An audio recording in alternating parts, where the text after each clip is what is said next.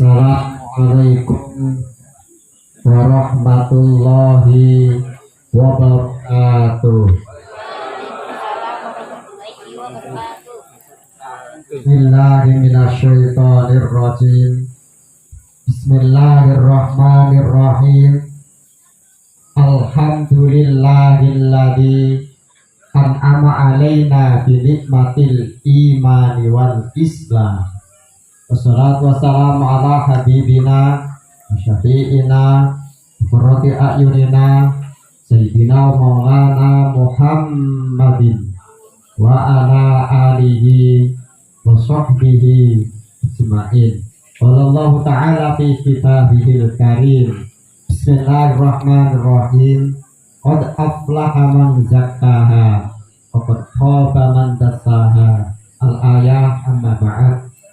Yang kami hormati Ketua PKB Kabupaten Melawi, dan kami hormati pula Ketua PJKB Kabupaten Jando yang telah hadir di hadapan kita semuanya, dan kami hormati sesepuh, tim sepuh, tokoh masyarakat, tokoh agama, hadirin hadirat yang dirahmati oleh Allah Subhanahu wa taala, yang hormati khusus kepada pembina PJKB Kabupaten Melawi, Ibu Atif,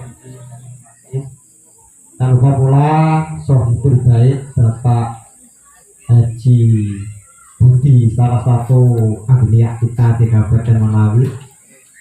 Mari senantiasa tiada henti-hentinya baca busan-busannya, lewat esan kita senantiasa bersyukur kehadirat Allah Subhanahu wa taala dengan ucapan alhamdulillahirabbil, atas dengan taufik, hidayah serta inayahnya kepada kita semuanya, sehingga di malam hari ini kita bisa bertemu, bisa berkumpul, bermuajahah dalam rangka halal bihalal.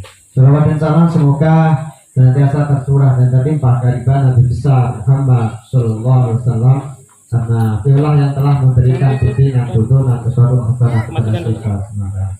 Hari ini adalah yang dirahmati oleh Allah Subhanahu Wa Taala. Tadi saya sebutkan pada firman-Nya Allah Subhanahu Wa Taala, qad aflaha man zakkaha wa khaba man dassaha. Qad aflaha, sungguh beruntung, bejo temen siapa man zakkaha, orang yang membersihkan dirinya dari noda-noda dosa. Waqad khaba man dassaha, dan sungguh merugi orang yang membiarkan dirinya berlumuran dengan dosa. Jadi di dalam ayat ini Allah terangkan bahwa manusia itu ada yang beruntung dan ada yang merugi. Manusia yang beruntung adalah manusia yang membersihkan dirinya dari noda-noda dosa. Sebulan penuh selama bulan puasa kita sudah melakukan puasa Ramadan, yakin bahwa dosa-dosa kita diampuni oleh Allah Subhanahu wa taala, sebagaimana sabdanya baginda Nabi besar Muhammad sallallahu alaihi wasallam, man shoma ramadhana imanan wa ihtisaban ghufira lahu ma taqaddama min dhanbi. Barang siapa yang puasa di bulan Ramadan atas dasar keimanan dan mengharap pahala dari Allah Subhanahu wa taala, maka Allah ampuni dosa-dosanya yang telah berlalu. Jadi kita harus yakin bahwa ketika Ramadan berlalu, kita masuk di bulan Syawal, dosa-dosa kita kepada Allah Subhanahu wa taala sudah dinyatakan bersih, seperti anak yang baru dilahirkan oleh ibunya. Jadi jangan sampai kita itu punya keyakinan bahwa ketika Ramadan berlalu dosa-dosa kita tidak diampuni oleh Allah Subhanahu wa taala. Soalnya kalau kita punya keyakinan bahwa dosa kita tidak diampuni oleh Allah Subhanahu wa taala, maka celakalah kita. Satu saat ketika baginda Rasul mau sholat Id, kan beliau mau naik mimbar itu kan biasanya mimbar untuk khutbah, mimbarnya khotib itu ada 3 tingkatan, 1, 2, 3. Tiba-tiba itu ketika naik tangga pertama Rasul mengucapkan amin. Tangga kedua Rasul mengucapkan amin. Tangga ketiga Rasul mengucapkan amin ketika mau khutbah Idul Fitri. Lalu sahabat tanya, ya Rasul, kenapa engkau melakukan sesuatu yang tidak lazim, sesuatu yang tidak biasanya? Kata Rasul begini, wahai sahabat, tadi ketika aku naik tangga pertama itu, Jibril berkata kepadaku begini, wahai Muhammad, barang siapa ketemu bulan Ramadan, dia tidak berpuasa, dia tidak diampuni dosa-dosanya oleh Allah Subhanahu wa taala, maka ia mati masuk dalam neraka. Kata Rasulullah mengucapkan amin. Jadi puasa Ramadan yang telah berlalu itu sebagai penghapus dosa-dosa kita kepada Allah Subhanahu wa taala. Lalu tangga yang kedua apa? Beliau mengucapkan amin. Kata Jibril begini, wahai Muhammad, ketika orang itu mempunyai kedua orang tuanya masih keduanya atau salah satunya, kemudian dia meninggal dan dia tidak berbakti kepada kedua orang tuanya, maka ia masuk neraka. Kata Rasulullah, amin. Maka berbahagialah kita, beruntunglah kita yang masih mempunyai kedua orang tua atau salah satu. Bukan aspasial, doa saja adalah doa orang tua kepada anaknya. Doa ulit wala ummi, hanya tua kepada anaknya itu lagi kepada umatnya. Maka jangan kita itu berani kepada ibu kita, berani kepada bapak kita yang telah mendidik kita, membesarkan kita, mendoakan kita sehingga kita bisa sukses seperti sekarang ini. Ini bukan atas jasa kita sendiri, tapi berkah doa kedua orang tua kita. Saya masih ingat ada yang namanya seorang wali, Uwais Al-Qarni. Uwais Al-Qarni itu wali yang tidak masyhur di dunia, yang tidak masyhur di bumi, tidak terkenal di bumi, tapi dia terkenal di kalangan langit. Uwais bin Qarni yang hidup di Yaman itu semua tetangganya sudah pernah sowan kepada Rasulullah. Cuman beliau yang belum pernah sowan ke Rasulullah. Kenapa? Karena beliau merawat ibunya. Pokoknya apapun yang diminta oleh ibunya, beliau berusaha untuk mewujudkannya. Satu saat ibunya itu minta agar bisa berangkat haji. Tapi gimana wong dia orang tidak berada kan? Padahal jarak Yaman ke Makkah itu sekitar 300 km. Akhirnya untuk mewujudkan keinginan ibunya itu, Uwais Al-Qarni belajar berjalan, Pak. Dia itu beli onta. Selama 8 bulan itu ontanya itu digendong turun naik bukit. Jadi dari bawah, rumahnya beliau bawah bukit kan, dibawa ke atas, turun lagi, ke atas, turun lagi sampai 8 bulan. Orang mengatakan ini Uwais Al-Qarni gila apa? Mosok sapinya di situ digendong naik turun. Ternyata apa? Beliau itu latihan supaya kuat berjalan dari Yaman ke Makkah untuk menggendong ibunya untuk melaksanakan ibadah haji. Loh, kita aja kadang sama orang tuanya itu disuruh mijitin tuh alasannya sudah banyak. Disuruh pulang itu ya begitu, yang inilah, yang itulah, yang nggak punya inilah, yang nggak punya itulah. Itu kalau anak kepada orang tua. Kalau orang tua kepada anak, begitu dengar kabar anaknya sakit, pasti dia akan pulang.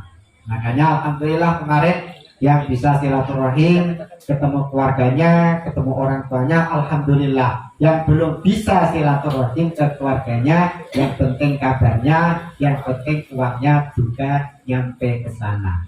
Lalu yang amin yang ketiga, kata Rasulullah tadi, Jibril berkata begini, barang siapa namaku disebut, namamu Muhammad disebut di sisinya, kemudian dia tidak membaca sholawat kepadamu, maka ia masuk dalam neraka. Muhammad mengatakan amin. Maka mari kita senantiasa bersolawat kepada baginda Nabi besar Muhammad SAW. Solawat itu boleh dilakukan, silakan. Tidak dilakukan ya silakan, bersama-sama ya monggo, sendiri-sendiri ya silakan. Yang penting kita itu bersolawat kepada baginda Rasul. Soalnya Rasulullah mulai beliau di dunia, ketika beliau mau wafat, ketika beliau sudah di mahsyar, pada mahsyar, ketika orang sibuk meminta syafaat, Rasul masih dalam keadaan bersujud. Ketika diperintahkan oleh Allah Subhanahu wa taala, ya Muhammad irfa' ra'sak sal tu'ta, angkat kepala Muhammad, minta, maka kamu akan aku beri. Yang diminta apa? Ummati, ummati, selamatkan umatku, selamatkan umatku. Makanya kita patut bersolawat karena Rasulullah senantiasa memikirkan kita. Nah, lalu setelah kita berpuasa, dosa kita kepada Allah Subhanahu wa taala sudah bersih, cuman ada dosa yang Allah belum ampuni, yaitu dosa sesama manusia yang disebut dengan hakul adami. Allah belum akan berikan maaf selama yang bersangkutan itu belum saling merelakan, belum saling mengikhlaskan, belum saling memaafkan. Makanya di Indonesia ini ada istilah halal bihalal, supaya apa? Dosa kita kepada Allah Subhanahu wa taala diampuni, dosa kita sesama hakul adami juga diampuni oleh Allah Subhanahu wa taala. Kalau kita melihat di dalam kitab, coba, istilah halal bihalal itu tidak ada. Pertama yang punya istilah halal bihalal itu muncul sekitar tahun 48. Waktu itu ketika Indonesia 45 merdeka, lalu setelah itu para tokoh itu merasa paling berjasa. Dia tidak ingin artinya persatuan dan kesatuan itu tidak dinomorsatukan, karena mereka merasa paling berjasa. Maka Bung Karno ingin mengumpulkan semua tokoh dalam satu meja. Dipanggillah mereka ke istana untuk bersilaturahim. Cuman judulnya apa gitu kan? Kalau judulnya silaturahim itu kayaknya nggak keren. Lalu dipanggillah Kiai Wahab Hasbullah untuk ke istana, dimintai saran oleh Bung Karno, Presiden Indonesia waktu itu. Pak Yai, saya mau mengundang semua tokoh, tapi apa judulnya? Kalau silaturahim kurang menarik. Ini aja, tenang saja Pak Presiden, biar nanti saya bikin judul, undang saja. Semuanya diundang, lalu bikinlah istilah halal bihalal, halalun bihalalin, artinya saling menghalalkan. Lalu istilah halal bihalal itu pasti tidak terlepas dari minal aidin wal faizin. Padahal itu artinya minal aidin wal faizin itu bukan mohon maaf lahir dan batin. Minal aidin wal faizin itu ungkapan tersendiri, kemudian mohon maaf lahir dan batin itu ungkapan tersendiri. Minal aidin itu ucapan selamat bagi orang yang melakukan ibadah puasa. Minal aidin selamat kembali ke fitrah. Wal faizin orang yang kembali ke fitrah itu adalah orang-orang yang berdoa. Maksudnya halal bihalal yang diadakan waktu itu oleh Bung Karno itu, beliau ingin menekankan lagi, menguatkan lagi bahwa di dalam Islam ada ukhuwah Islamiyah, ada ukhuwah watoniyah, ada ukhuwah basyariah atau insaniyah. Maka mari kita perkuat lagi persaudaraan kita, baik sesama Jawa, sesama Dayak, Melayu, dan semua suku yang ada di Kabupaten Melawi ini. Kita bersatu padu untuk memajukan Kabupaten Melawi. Kalau namanya ukhuwah Islamiyah itu berarti sesama Islam. Ukhuwah karena sesama Islam. Kalau ukhuwah watoniyah itu persaudaraan sebangsa dan setanah air. Maka di tahun politik ini silahkan yang mau maju sebagai caleg, silahkan yang mau memilih kita semuanya juga tidak usah gontok-gontokan. Pilih yang sesuai dengan hati nurani, pilih yang kiranya bisa mewakili aspirasi kita. Kalau kita sepakat, kalau kita setuju, memang Jawa harus bisa seperti yang lainnya. Kalau Melayu sudah mempunyai wakil, Dayak juga sudah mempunyai wakil di dewan. Yang belum ada itu adalah orang-orang. Padahal tadi dikatakan oleh ketua kita, besar sekali jumlah kita, 17.000. Itu bisa mengangkat 3 atau 4 orang, bisa dari kalangan Jawa, asal kita itu di situ kompak, tidak usah sikut-sikutan. Kalau mau kampanye silahkan kampanye yang baik, tidak usah menjelekkan yang lainnya. Karena kita harus punya namanya ukhuwah watoniyah. Jangan sampai kita diobok-obok oleh orang lain. Kadang kita itu susahnya kompak gitu loh Pak, hanya karena uang 100.000, 200.000, lalu tidak memilih kawan sendiri. Coba kita lihat kawan kita itu yang populasinya tidak banyak, tapi di dewan itu punya wakil 2 atau 3 atau 4. Nah kita yang 17.000, mosok 1 saja tidak bisa. Di Sintang itu kemarin saya ketemu orang Sintang itu masih Pak Senen itu insya Allah masih diangkat lagi oleh kawan-kawan Jawa semuanya. Nah kemudian ada ukhuwah insaniyah, siapapun dia, apapun sukunya, dari mana asalnya, kalau dia itu manusia berarti itu adalah saudara kita, saudara sesama manusia. Nah apa dasarnya kita itu harus sering ketemu? Kalau bisa ketemu sebulan sekali, soalnya orang kuwi nak ora ketemu, suwi ora ketemu ora akrab.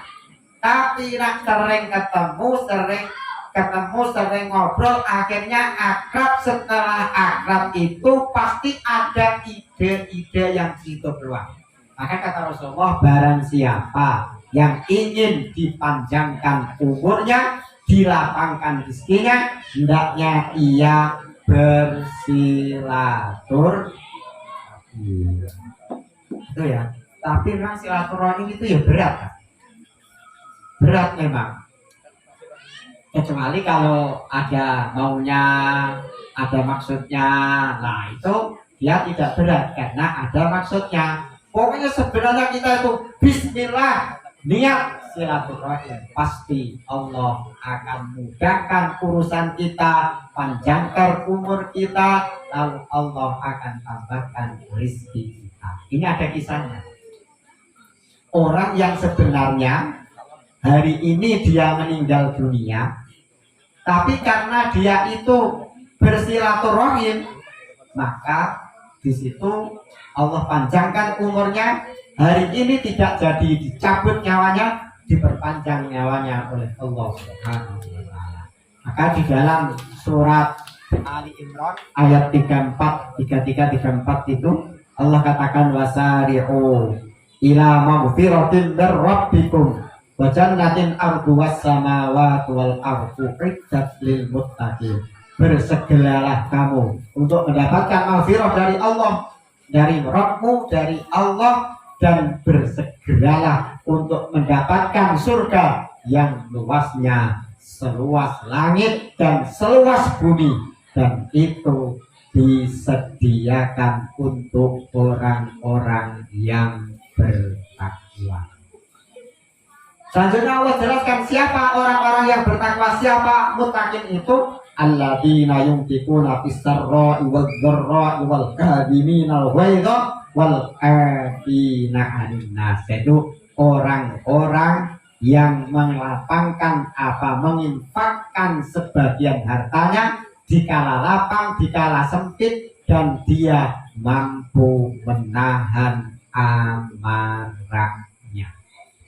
Jadi kalau kita itu ingin marah, maka segera ambil air wudhu. Setelah ambil air wudhu, sholat 2 rakaat. Setelah 2 rakaat masih ingin marah, maka tidur supaya setelah tidur itu nanti reda amarahnya.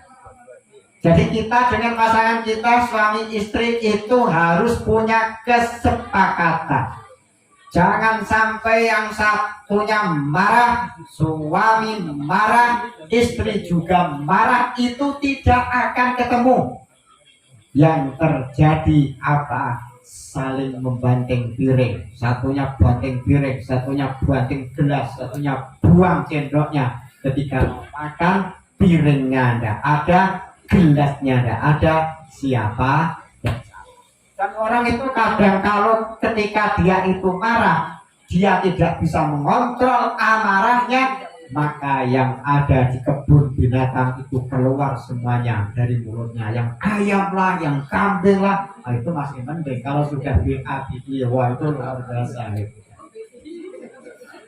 Nah kemudian itu yang kita maksudkan dasar daripada halal bihalal adalah wal afina anin nas, orang yang mau memberikan maaf kepada orang lain. Ketika kita berinteraksi dengan tetangga, kita bergaul dengan orang lain, yang namanya salah, yang namanya khilaf, pasti itu ada. Tidak ada manusia yang tidak salah. Maka ketika ada khilaf, disitulah kita memohon maaf. Jangan sampai nanti ketika sudah di akhirat kita banyak pahala puasa, pahala sedekah, pahala Al-Quran, tapi banyak mendolimi orang lain, menyakiti orang lain, memukul orang lain, menuduh orang lain. Nanti di sana pahala kita habis, diminta si A, diminta si B, habis kebaikan kita, masih tetap ada yang menuntut, maka yang menuntut itu keburukannya dilimpahkan kepada yang zalim tadi, sehingga dia dilemparkan ke dalam neraka. Mumpung masih Allah beri kesempatan kita untuk saling memaafkan, maka mari kita saling memaafkan. Tapi memaafkan itu ya berat. Soalnya dia sudah zalimi kita, sudah fitnah kita, menjelekkan kita, tiba-tiba kok enak datang minta maaf. Tapi ingat, faman afa wa aslaha fa ajruhu 'ala Allah. Barang siapa yang memaafkan dan islah, maka pahalanya yang tahu besarnya hanyalah Allah Subhanahu wa ta'ala. Monggo seporo sedulur Jawa semuanya, tidak usah iri hati, tidak usah dengki, kabeh dulure dhewe, kabeh kuwi sedulur awake dhewe semuanya. Lorone wong Jawa ya lorone awake dhewe, senenge wong Jawa juga senenge awake dhewe kabeh. Itu ya, mungkin itu tausiah sebentar yang dapat saya sampaikan. Yang penting rukun, tidak usah lama-lama ya. Demikian dari kami, kurang lebihnya mohon maaf yang sebesar-besarnya. Wallahu muwaffiq ila aqwamit thoriq. Assalamualaikum warahmatullahi wabarakatuh.